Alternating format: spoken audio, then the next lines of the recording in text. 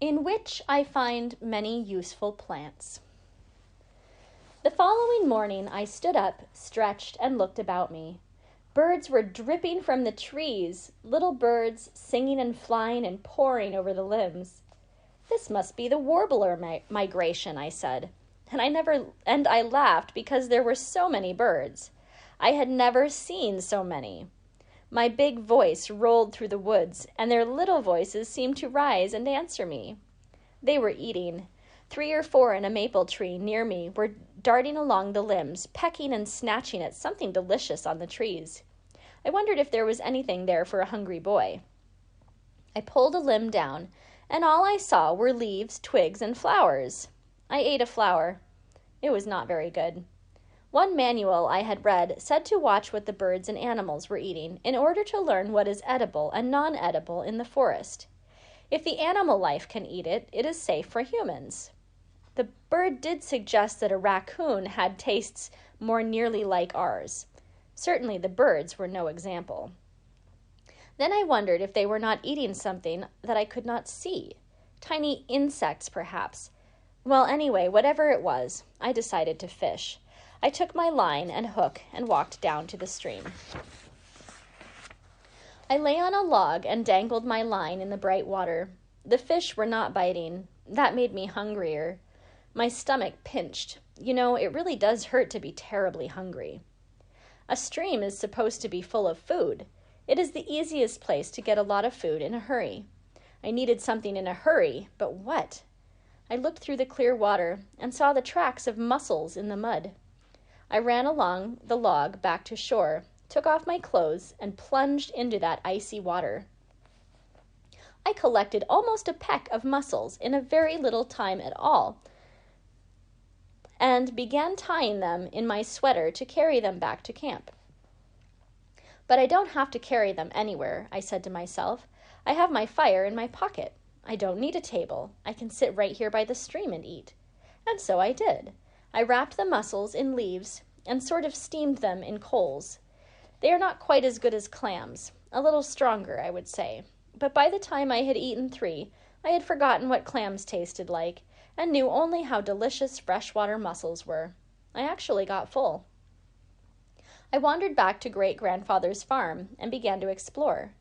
Most of the acreage was maple and beech, some pine, dogwoods, and ash, and here and there a little glorious hickory.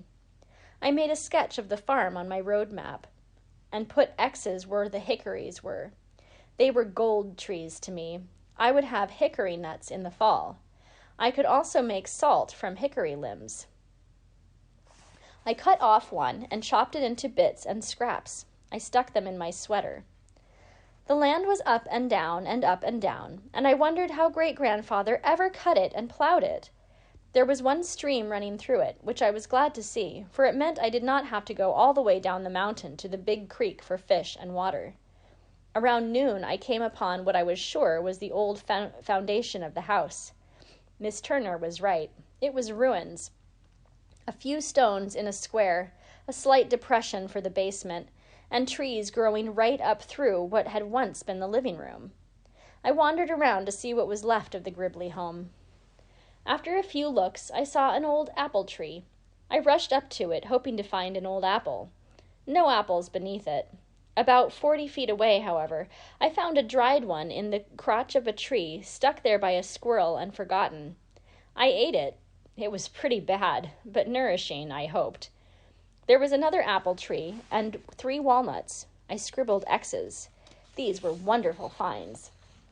I poked around the foundations, hoping to uncover some old iron implements that I could use. I found nothing.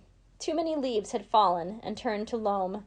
Too many plants had grown up and died down over the old home site. I decided to come back when I had made myself a shovel. Whistling and looking for food and shelter, I went on up the mountain, following the stone walls, discovering many things about my property. I found a marsh. In it were cattails and arrowleaf, good starchy foods. At high noon, I stepped onto a mountain meadow. An enormous boulder rose up in the center of it. At the top of the meadow was a fringe of white birch.